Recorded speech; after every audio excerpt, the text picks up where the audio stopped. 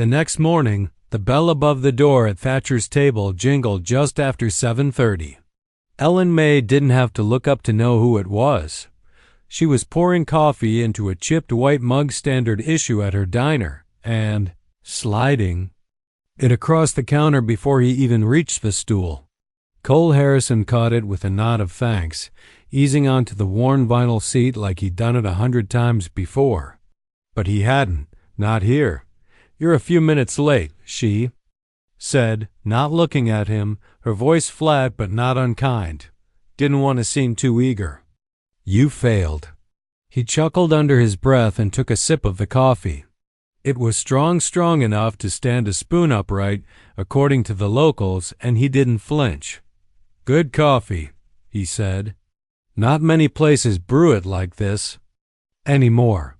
That's because folks don't take the time. They've traded patience for convenience and wonder why nothing tastes right." Cole nodded slowly, as if she'd spoken some secret truth. "You always this philosophical before 8 a.m.? "Only when I'm forced into small talk." That got a real laugh out of him. Deep from the chest.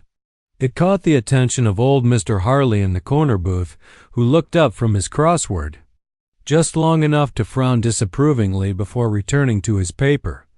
Ellen May turned away to crack eggs on the griddle, her movements precise and efficient. No wasted motion, no flash. Just a woman who knew her kitchen like the back of her calloused hands. Cole watched her work, not in a leering way, but with a kind of quiet reverence. It was clear she didn't do things halfway.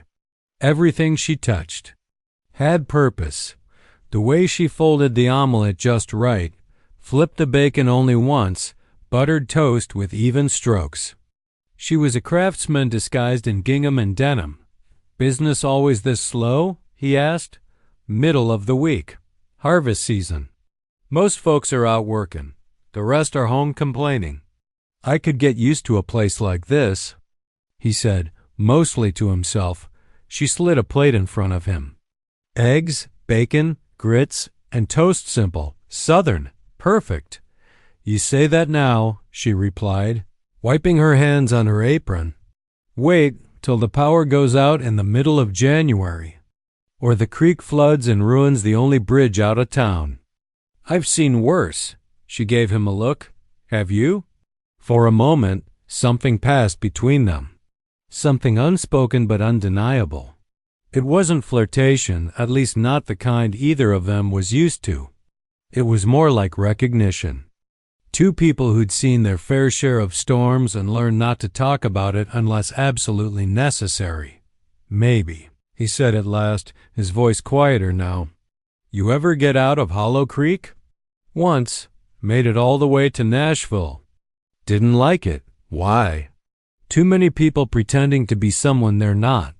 Felt like everyone was wearing a costume." He nodded. "I know the type." She studied him for a second, eyes narrowed slightly. "You wearing one now?" Cole paused, his fork halfway to his mouth. Then he set it down and met her gaze. "Honestly, I don't even know anymore." That silenced the conversation for a while. Ellen May moved to refill Mr. Harley's coffee, then wiped down the counter with slow, methodical strokes. The clatter of forks and the hum of the refrigerator were the only sounds for a minute or two. Cole finished his meal, pushed the plate slightly forward. "You cook like someone who's never had a backup plan." "I haven't," she said without missing a beat. He smiled, not mockingly, but with something closer to admiration. "That's rare." Ellen May didn't smile back. "So are honest men." She turned back to the griddle, but she felt the weight of his gaze lingering a moment longer than necessary. By the time she looked again, he'd dropped a few bills on the counter, more than enough to cover the meal, and was already at the door. "Thanks for breakfast," he said, hand on the handle. "I didn't ask you to pay," she replied, voice cool. "I know," he said, giving her one last glance. "But I wanted to." And then he was gone again, with that same dusty rumble of tires fading into the hum of cicadas and morning light. Ellen May stared at the door for a beat longer than she intended. then turned back to the skillet, flipping the next omelet with a sigh. She didn't trust him, not yet, but she wasn't sure she wanted him to leave. Either. By the second morning, Cole Harrison was no longer just a stranger. In Hollow Creek, it didn't take long for questions to grow legs and start walking through town faster than any truck could drive. Word spread like smoke through dry grass. Heard he's a traveling preacher. Someone whispered at the barber shop. "Preacher, my foot," said Ruth Ellen at the post office. "That man didn't even say grace at the diner." "He's got the hands of a working man," grunted Mr. McKinley, the feed store owner. "But the watch he's wearing? That thing cost more than my tractor." "He came from the north," claimed Janice, who ran the library and had a reputation for knowing things. License plate said Indiana. No one drives to Hollow Creek from Indiana without a reason. Even old Sheriff Cutter, who typically minded his own business unless livestock was missing or a fight broke out at the 4th of July picnic, had stopped by Thatcher's table that afternoon for a routine coffee. He sat in the corner booth with a full view of the diner, his eyes occasionally drifting toward Cole, who'd taken to sitting at the counter like a regular. "Seems polite enough." The sheriff muttered to Ellen May, not bothering to whisper. "But I've learned polite don't mean harmless." Ellen May didn't respond. She simply refilled the sheriff's mug and returned to the kitchen. She wasn't in the habit of defending people she barely knew, but she also didn't like assumptions. Cole, for his part, didn't seem to notice or pretended not to. He never overstayed, never pried, never spoke too much about himself. He asked questions, though quiet, thoughtful ones that stuck in Ellen May's mind long after the coffee cooled. "Owns that abandoned mill down by the river? What happened to the general store that used to be across from the church? Why are so many homes up for sale but never bought?" She didn't give long answers, just facts. But she saw how his eyes lingered on every boarded window, every "for sale" sign crooked on someone's front lawn, every empty swing in an overgrown yard. He wasn't a man simply passing through. He was looking for something, or maybe measuring something. He took drives each afternoon, never the same direction twice, and by sunset, he was usually back in town, or, more often, on her porch again, hat in hand, asking, "Mind if I sit a spell?" And to her own quiet surprise, she never said no. They didn't always talk. Sometimes he sat on the porch steps while she shelled peas. Other times they shared supper again, no invitation spoken, but somehow the extra plate always ended up on the table. One evening, as the sky blushed pink and cicadas buzzed in the trees, he said something that stuck with her. "This place. It's got bones." She looked at him sideways. "Bones?" He nodded. "Strong ones. Like a house that's been abandoned but still stands straight. It just needs someone to see its worth." Ellen May didn't reply. She wasn't in the business of dreaming anymore. Dreaming hadn't gotten the crops in, hadn't paid the taxes, hadn't fixed the roof or helped her sleep any better on stormy nights. But the way he said it, like he meant it, like he saw something no one else bothered to see anymore, it caught her off guard. Back in town, folks noticed. Some weren't happy about it. "Why's he always hung in around Ellen's place?" asked Loretta, who ran the local hair salon, and kept more secrets than she let slip. "Maybe he's buying her land." Someone muttered over biscuits at the church breakfast. "She's the last holdout on that side of the ridge." But Ellen May wasn't listening to gossip. She was watching. And what she saw was a man who didn't flinch when the soup was a little too salty, who carried groceries for Miss Millie without being asked, who bought a worn copy of To Kill a Mockingbird from the library's donation box and sat under a maple tree reading it like he had nowhere more important to be. She also noticed the way he looked at the county map one afternoon at the diner. It was pinned to the wall between the coat rack and the gumball machine. Most folks ignored it, but Cole studied it, really studied it, his eyes following the roads, tracing the river, tapping a finger against the ridge where the land rose and thickened into forest. That night, over fried catfish and fresh tomatoes, she finally asked, "You're not just here for the scenery, are you?" He looked up from his plate, eyes calm and steady. "No, ma'am," he said simply. "I'm not." The sun always seemed to hang a little longer in the skies over Hollow Creek, as if it, too, had nowhere better to be. The town was small more of a speck on the map than a place anyone aimed to reach. One road in, one road out. Rows of weathered oak trees framed the horizon, and beyond them stretched farmland so old that the soil practically whispered stories if you stood still long enough. This was the kind of place where folks didn't lock their doors, not because they were naive, but because they trusted their neighbors and knew their dogs barked louder than any siren. The post office doubled as the general store, and the church was also the town hall and, on Saturdays, hosted bake sales that raised more smiles than money. Nothing much ever changed in Hollow Creek except the weather, the harvest, and the day. People who slowly disappeared in search of something more. Ellen May Thatcher had never left. She'd inherited her small plot of land after her parents passed 16 acres of uneven ground, a crumbling barn, and a white farmhouse with peeling paint that somehow remained upright through every thunderstorm and winter frost. It wasn't much, but it was hers. She ran a tiny diner in town, Thatcher's Table, named not out of vanity, but because folks already called it that long before she'd officially taken over. They came for the fried green tomatoes, stayed for the blackberry pie, and always left with a wave from Ellen May behind the counter. She was a woman of routines. Up before dawn to feed the chickens and brew the first pot of coffee, into town by 7, apron tied by 8. She cooked everything herself. No sous chef, no staff, just a pair of strong arms, a cast iron skillet older than she was, and a quiet determination passed down from generations of women who knew the value of hard work and clean hands.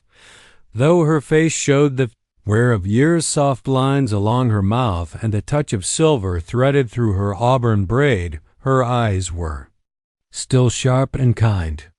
She didn't waste words but gave them freely when needed. Customers knew they could count on her for a listening ear or a stern warning, depending on which they deserved, and then there were the suppers. On weekends, Ellen May opened her home to weary travelers and lonesome locals. Word had spread that if you knocked on the Thatcher farmhouse door near sundown, you might be lucky enough to be invited in for supper. No menu, no prices. Just whatever she had on the stove and a chair at the old oak table. Some said it was charity. Others thought it was loneliness. But those who truly knew her understood it was something else: community. A quiet belief that no one should end their day alone or hungry, not if she could help it. Life in Hollow Creek hadn't always been easy for Ellen May. She'd buried both parents young and lost her fiancé in a mining accident before they ever got to say their vows. There were offers over the years, men who came sniffing around like stray dogs, hoping for a hot meal or a warm bed, but she'd sent them all packing. Not because she was bitter, but because she had standards. She didn't believe in love. That came easy, or trust that didn't grow slow. Still, she never let sadness turn her sour. She laughed often quiet chuckles that crept up like spring rain, and she found joy in the simple things. Fresh eggs, a warm kitchen, clean sheets hung out to dry. She read by lamplight, sang hymns while sweeping, and always kept a fresh bouquet of wildflowers in a mason jar by the window. Ellen May didn't see herself as special. In her mind, she was just doing what needed to be done. But in Hollow Creek, she was the backbone, the heartbeat, the unspoken glue that kept things from falling apart completely. She had no idea that her quiet, steady world was about to shift, because on one of those golden evenings, when the sun draped the fields in honey and the cicadas began their hum, a stranger was going to knock on her door. Dusty boots, unfamiliar eyes, and a hunger that went deeper than just a meal. She wouldn't know his name or his story. She wouldn't know that he could buy the entire county without blinking. She wouldn't know that her plain little farmhouse was about to become the setting for something neither of them expected. She'd simply serve him supper at sundown. Like she always did. It was the kind of evening that made even the most hurried man slow down. The August sun lingered like a lazy guest, casting long, warm shadows over the gravel roads and cornfields that lined the outskirts of Hollow Creek. Dust swirled up and little, ghosts behind every passing vehicle, though not many came down this way, especially not this late. But that night, one did. The truck appeared just before sundown. It was an older model Ford, maybe a 78 or 79 paint chipped in places, rust licking at the wheel wells, but the engine sounded strong. It came crawling up the long dirt road that led to the Thatcher farmhouse, its tires crunching over. Gravel like it didn't want to make too much noise. Ellen May was on the porch, wiping her hands on a towel, having just set the cornbread to cool on the windowsill. She looked up with the same wary curiosity she always reserved for unexpected visitors. Folks didn't just drop by unless they had a reason. The truck came to a slow stop near the barn, engine cutting off with a sigh. The door opened, and out stepped a man, tall, broad-shouldered, maybe in his late 30s or early 40s. He wore a clean white shirt, sleeves rolled to the elbow, and jeans that had seen some miles. His boots were scuffed, his knuckles calloused, and he had the look of someone who knew both hard labor and fine living, though it wasn't immediately clear which suited him better. He tipped his hat as he approached, more out of habit than charm. "Evenin'," he said, voice low and even. Saw the light. Was wondering if supper might still be an option. Ellen May squinted at him, not unfriendly, but cautious. She had seen smooth talkers before, men who played humble but carried trouble like a second skin. But something about this one didn't strike her as dangerous. Tired, maybe. A little too clean to be a ranch hand, but not polished enough to be a city man. There was dust on his collar, sweat on his brow. "Supper's not for sale," she said. "Plainly, I feed folks who need feedin'. No menus, no tips. Just what's on the table." He smiled, slow and genuine. "Well, ma'am, I reckon that's more than fair." She looked at him for a moment longer, weighing something invisible, then nodded toward the porch. "Wash up at the pump out back. Food'll be on the table in 10. "Yes, ma'am." He didn't flinch at her tone or hesitate before following her instructions. That earned him a few silent points. Inside, Ellen May moved with practiced ease, checking the roast, stirring the beans, slicing thick wedges of cornbread. She didn't set out her best plates, but she didn't reach for the chipped ones either. Something about this night felt different, not dangerous, not romantic. Just not the same. By the time he returned, hands and face clean, she had already set 2 places at the table. The man removed his hat, hung it carefully on the rack by the door, and sat where she pointed. "Name's Cole," he said, unfolding the napkin. "Cole Harrison," she nodded. "Ellen May Thatcher." He took his first bite of roast, chewed slowly, then closed his eyes for a moment, just a moment. "This is real good." She didn't respond with false modesty.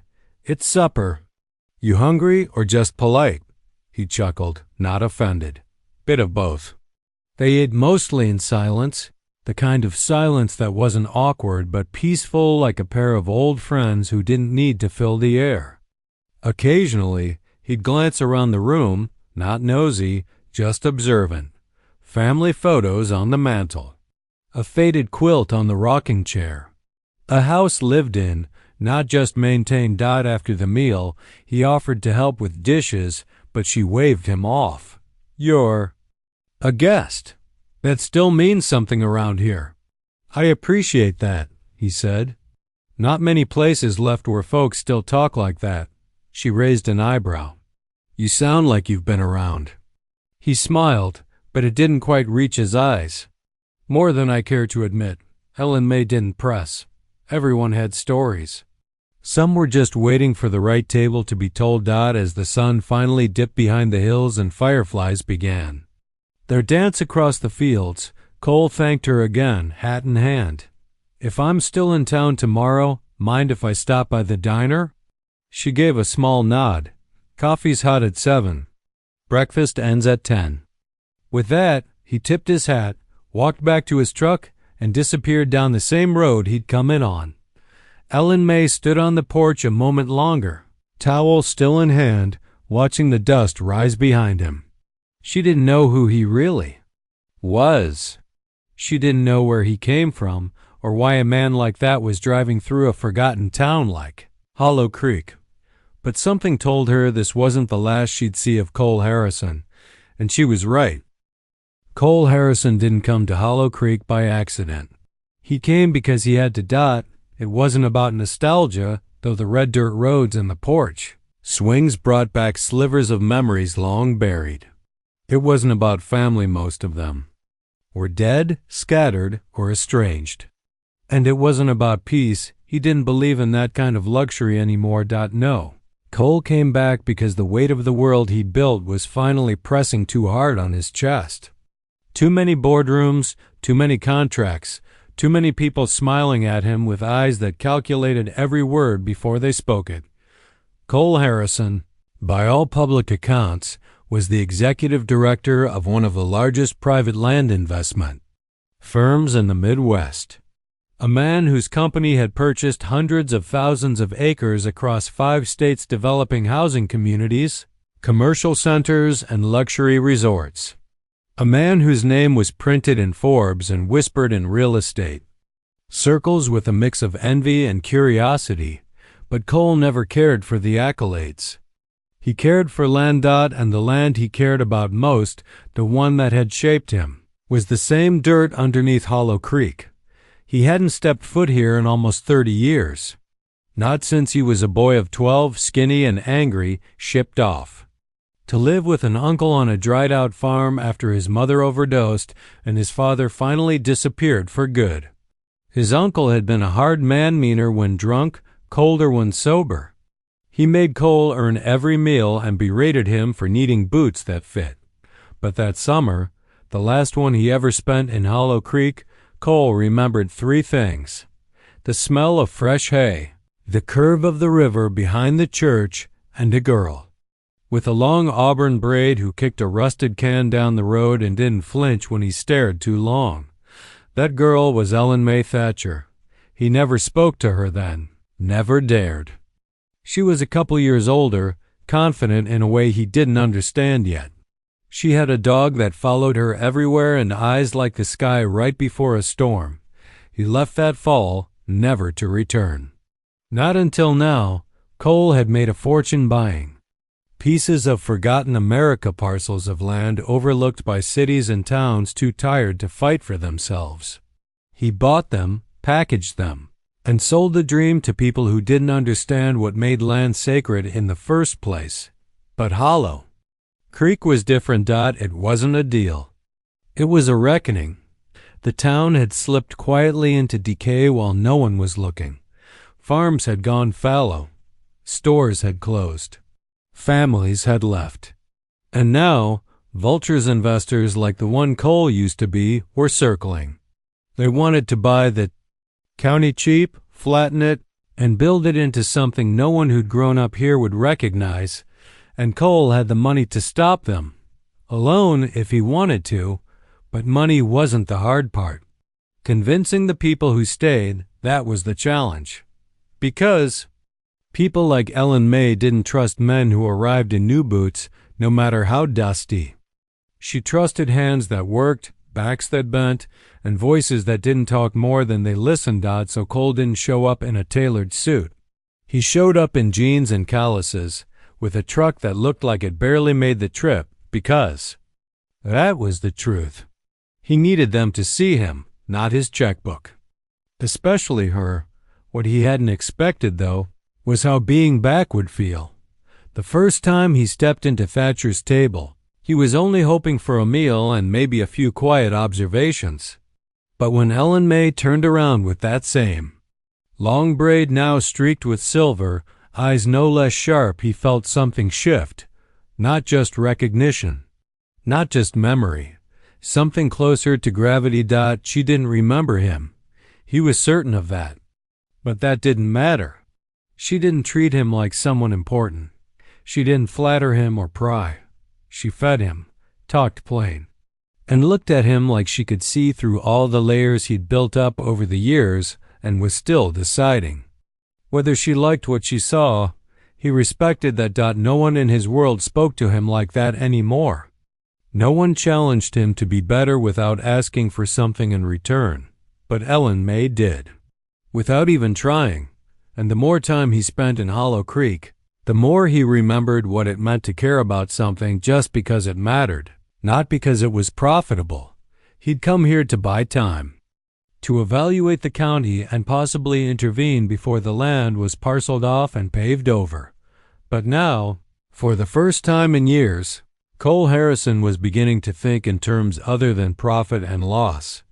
Maybe he didn't come here just to stop something. Maybe he came here to start over. And maybe, just maybe, that started with her. Hollow Creek had a way of revealing a person's true nature. The place didn't tolerate pretenders long. You either chipped in or got chipped away. Folks watched not with suspicion exactly, but with a quiet, knowing patience that waited for the mask to slip. Most who came from the outside didn't stay. The work was too hard. The weather too unpredictable. The silence too loud. But Cole Harrison kept showing up. Day after day, he came to town not with grand gestures, but with consistency. He helped Miss Hattie fix her front porch steps when he noticed her limping. He hauled bags of feed for Mr. McKinley without being asked. He even joined the town's Saturday cleanup effort, shoveling mulch in the churchyard while little kids buzzed around him like mosquitoes. People noticed. Ellen May noticed most of all. Still, she didn't let his charm distract her. She watched him carefully like a rancher watching a wild horse she might consider breaking in, but only if it didn't break her first. She saw the moments others missed, like the way he stopped to speak to Benny, the mentally disabled man who swept the front walk of the diner every morning in exchange for pie. Cole didn't talk down to him or pity him. He asked about his day, really listened, and remembered what he said. Or the way Cole always paid in cash small bills, neatly folded, never flashing the expensive cards or watches he had hidden away in that glove box. Never once trying to buy his way into good graces. But Hollow Creek was not without its tests, and Cole's came one rainy Tuesday. A man named Darrell Cutler, slicker than motor oil and twice as greasy, rolled into town. He wore city shoes and drove a rental SUV that was too clean for these roads. He was a development consultant from a corporate group out of Nashville, scouting land for a potential lifestyle community. Said it would bring jobs, modernize the area, revitalize Hollow Creek. He used all the right words, the wrong way. Everyone knew what it meant. Condos, golf carts, retirees, and the death of everything that made Hollow Creek Hollow Creek. Darrell called a meeting at the town hall, promised coffee, pamphlets, and a vision for the future. Cole showed up. He didn't speak, not at first. Just stood in the back, arms crossed, jaw set. Ellen May sat in the front row, arms folded tight, her expression unreadable. Darrell passed out glossy brochures with mock-ups of smiling families and artificial lakes. He talked about tax revenue, progress, tourism. Then, casually, he dropped a name. Of course, he said with a smirk. We've already been in discussions with Cole Harrison. He's shown interest in leading the regional buyout. The room somehow went still. All eyes turned to Cole. He didn't blink. He didn't fumble. He just stepped forward slowly, took the microphone from Darrell's smug hand, and said in a voice that was quiet but carried like thunder, "That's a lie. The room murmured. Darryl tried to recover, but Cole didn't give him the chance. I'm here on my own. Not for a company, not for a buyout. I came to Hollow Creek because I remembered what it meant to care about land, not just price it. His eyes swept the room. You all can decide what you want for this town, but you deserve the truth. And? Men like him, he nodded at Darryl, don't deal in it. There was a beat of silence. Then someone clapped. Then a few more. Then the room erupted into something rare. Agreement. Darryl left that evening with no signatures, no promises, and more than a few muttered curses trailing behind him. After the meeting, Cole stepped outside into the cooling evening air, expecting, well, he didn't know what he expected. He didn't expect Ellen May to follow him. You handled yourself well in there, she said, her arms still folded, though not as tight. Felt like I owed it to everyone. Especially you, she studied him. Why especially me? He hesitated. Because if I had lied, if I was here to cut a deal, I think losing your respect would have stung worse than any profit I'd make. Ellen May didn't answer right. Away. Then, slowly, she said, well, lucky for you, you told the truth. And with that, she turned and walked toward her truck. Cole watched her go, then smiled just a little. The people of Hollow Creek weren't won over by charm. They were. Won over by character. And Cole Harrison had just passed the first real test. The day after the town hall meeting, Hollow Creek hummed with a strange energy. People talked in lower voices now when Cole passed by, but they didn't turn away. They nodded. They offered thanks. And for the first time, they called him by name, not that outsider or the man in the boots, but Cole. Ellen May, however, remained the same. She poured his coffee the next morning like she always did, strong, hot, without a word. She didn't ask about the meeting, and she didn't praise him for standing up to Darryl Cutler.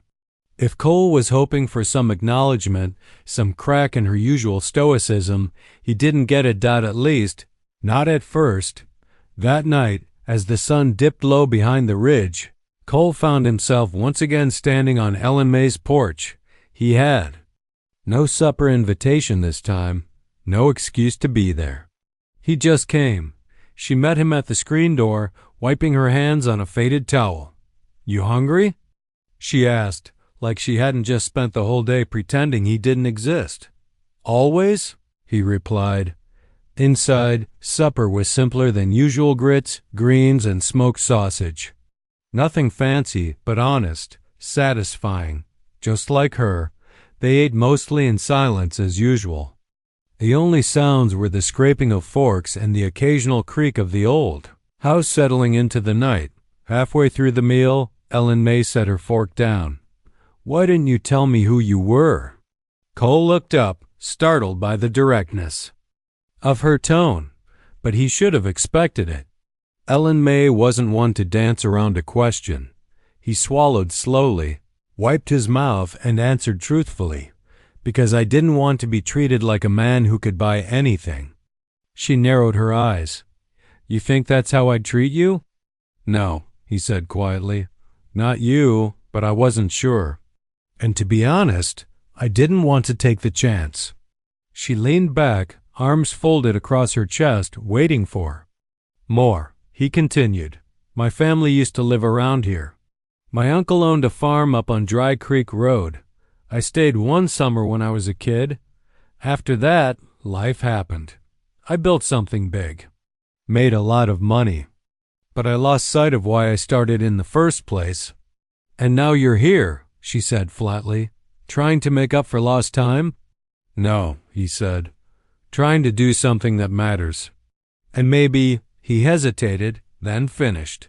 Trying to find someone who remembers what real feels like.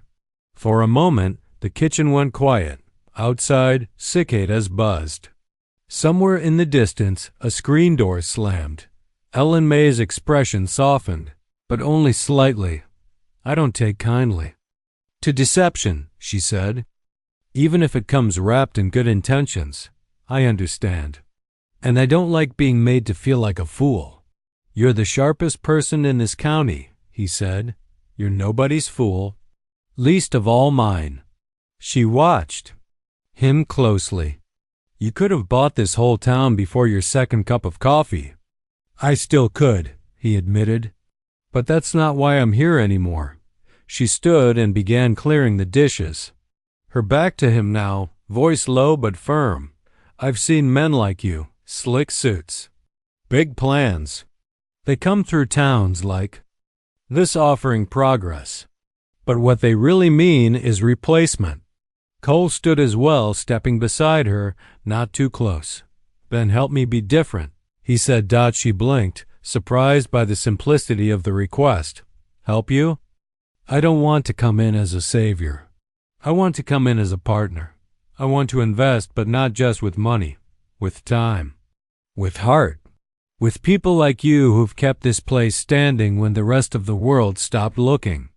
Ellen May looked at him long and hard. She wasn't used to men asking for help, much less asking for it honestly. Finally, she said, You want to build something real? He nodded. Then start by showing up tomorrow morning at the churchyard. Fence needs mending. A small smile touched his lips. I'll be there. She handed him a towel. Then dry these dishes. Partners pull their weight. Cole laughed softly, took the towel, and started drying. The confrontation wasn't loud. The confession wasn't dramatic. But in that little kitchen, with the scent of cornbread still hanging in the air and the last light of day fading through the window, something shifted. Not everything was forgiven, but something had begun. The next morning, Cole was at the church. Yard before the dew had even lifted. He came in jeans, a worn flannel, and work gloves that didn't look brand new. He didn't show up with plans, permits, or spreadsheets, just a hammer, a post hole digger, and the quiet determination to do something useful. Ellen May was already there, sleeves rolled, hair braided, holding a box of rusted nails and a thermos of coffee. She didn't say much, just nodded once as he approached. You're early, she said. You told me to show up. I show up. They worked side by side for hours, mending the old fence that lined the back of the church lot. A storm that spring had snapped several posts and knocked a few panels loose. Most folks had talked about fixing it. Ellen May just got to work. Cole wasn't used to this kind of labor anymore, but he didn't complain. He dug holes, hauled wood, and matched her pace, not because he needed to impress her, but because it felt good to sweat without an audience or agenda. Around noon, she handed him a mason jar filled with sweet tea and sat beside him on the grass. You work like a man with something to prove, she said. I probably am, he admitted. Between sips, Ellen May looked at him, not just at his face, but at the man beneath the layers. She saw the lines around his eyes that didn't come from laughter, the small scar above his wrist that looked like it came from barbed wire, and the way he looked at every piece of land like it was either a promise or a memory. You've got money, she said plainly. Enough to buy the county twice over. I do, and yet you're out here hammering fence posts in borrowed boots. I needed to remember what real work felt like. She gave him a long, measuring look. You needed to remember what you felt like. That one hit. He didn't answer right away. Instead, he let the silence speak. It was the kind of silence that didn't demand to be filled, one of the rare luxuries of being in her presence. Finally, he said, I spent years thinking worth was measured in deals closed, acres bought, buildings built. Then I came back here and saw an old fence that needed fixing. And somehow it felt more important than any of it. Ellen May looked out over the field stretching behind the church. This town doesn't want saving. It wants remembering. It wants someone to say, You're still worth something, even if the world forgot you. Cole nodded, the weight of her words settling deep. I thought I'd come here and quietly buy up land to stop the vultures. Keep the developers out. Preserve what mattered. I had the plan, the money, the means, but you showed me something else." "What's that?" she asked, tilting her head. "That if I tried to save this place without its people, I'd be no better than the ones I was fighting." A flicker of surprise crossed her face, then perhaps the faintest smile. "You're learning," she said. "I'm trying." They sat like that for a while, the late summer wind brushing the tops of the tall grass, cicadas humming in the trees. Cole hadn't known peace in years, but in that moment, he wasn't restless. He was home. That afternoon, he followed Ellen May into town to speak with a few local families. Not about buying their land, but about working with them. He asked questions, listened more than he talked. He offered not money first, but attention, ideas, respect. Slowly, the town began to soften out. It wasn't about being a savior anymore. It was about showing people, especially the holdouts like Ellen May, that their lives, their land, and their stories still had value in a world that constantly told them otherwise. By week's end, he had sketched out a plan to help protect parts of the county through a trust not for development, but for preservation. Not for profit, but for people. And when he presented the idea at the community center that Saturday night, Ellen May stood beside him, not to vouch, not to endorse, but to be seen. That was enough. That was everything. Afterward, as the townsfolk trickled out, Cole leaned against his truck, watching the stars rise over Hollow Creek. Ellen May joined him, arms crossed, eyes on the sky. "You did good," she said. "I had help," she smirked. "Don't get ahead of yourself." "You're still on trial," he chuckled. "Fair enough." Then he looked at her, not just with admiration, but with something steadier. "You know your worth, Ellen May. You don't need anyone to tell you." "I do," she said softly. "But sometimes it's nice when someone shows you." And in that quiet exchange, without flowers or grand gestures, something bloomed. The town of Hollow Creek wasn't fixed overnight. Fences still needed mending, roads still flooded in heavy rains, and not every porch light stayed on come winter. But something had changed. People had started showing up again, not just for free coffee or gossip, but for each other. The community trust Cole proposed was gaining traction. Half a dozen landowners signed on to preserve their property as shared heritage instead of handing it over to the next smooth-talking developer. With Ellen May's quiet endorsement and Cole's patience, not his checkbook, the plan began to feel real. For the first time in a long while, Hollow Creek had hope rooted in its own soil, but Cole had a different kind of planning on his mind. He'd spent weeks walking the ridge behind Ellen May's farmhouse, just past the tree line where the sun broke first and last. From there, you could see the whole town, the bell tower, the winding creek, the gravel roads like threads tying the place together. He often stood there, hands in his pockets, thinking about legacy, not just the kind you put in legal trusts, but the kind that came with someone beside you. Someone like her. It had taken time, but the wall between them had thinned. She let him help in the kitchen now, though she still insisted on stirring the gravy herself. He stayed late more often than not, drying dishes, watching her light candles on the porch as night fell. Once she let him hold her hand for a few brief minutes under the stars. She didn't say anything about it. Neither did he, but she didn't let go. One evening, just as the sky went orange with sundown, Cole returned to the farmhouse with something wrapped in brown paper and tied with string. It wasn't flowers. It wasn't jewelry. It wasn't even a gift in the usual sense. She was kneeling in the garden when he walked up. Dirt on her hands, straw hat pushed back on her head, sleeves rolled and skin glowing in the last of the light. He paused, letting the moment burn into memory. "Brought you something," he said. She glanced up, shielding her eyes. "If it's paperwork, I ain't signing anything on an empty stomach." He smiled and handed her the package. She opened. It slowly, carefully, like someone unwrapping something that might bite. Inside was a wooden frame, hand-carved, holding an old black and white photograph. The image was grainy, but clear enough. A 12-year-old boy, thin and scowling, standing in front of a red barn. And just out of focus, in the corner of the photo, a girl with a braid and a slingshot tucked into her back pocket. She blinked. "Where'd you get this?" "Old newspaper clipping," he said. "There was a reporter doing a piece on struggling farms. My uncle's was one of them. I never realized you were in the background until I looked close." Ellen May stared at the photo. For a moment, she didn't say anything. "You were that boy?" she asked. "I was. I remember him," she said quietly. "He always looked like he was ready to fight the world." Cole looked at her, voice softer now. "He was." She set the photo down on the porch rail carefully, then stood and dusted off her hands.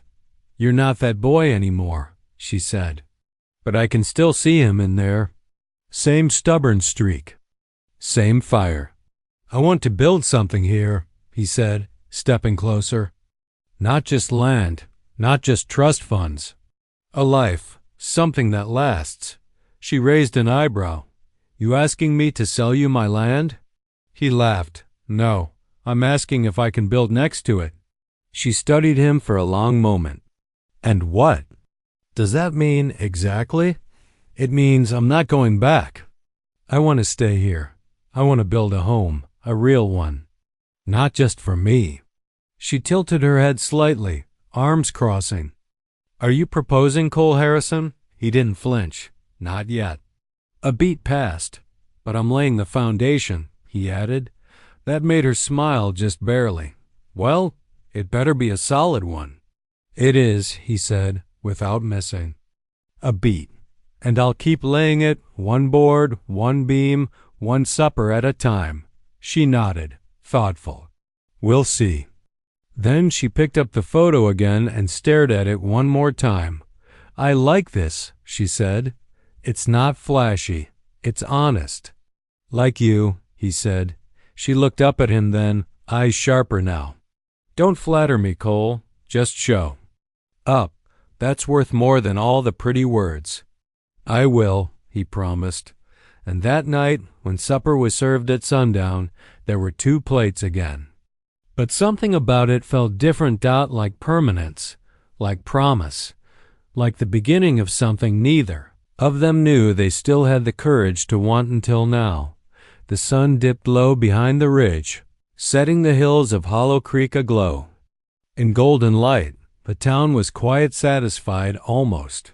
The kind of stillness that only came after hard work and long days.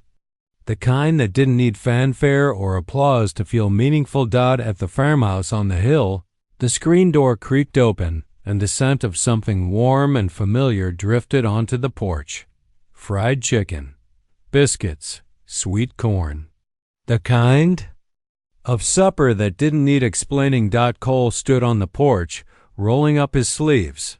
He looked out across the land, not with a developer's eye, but with a man's heart.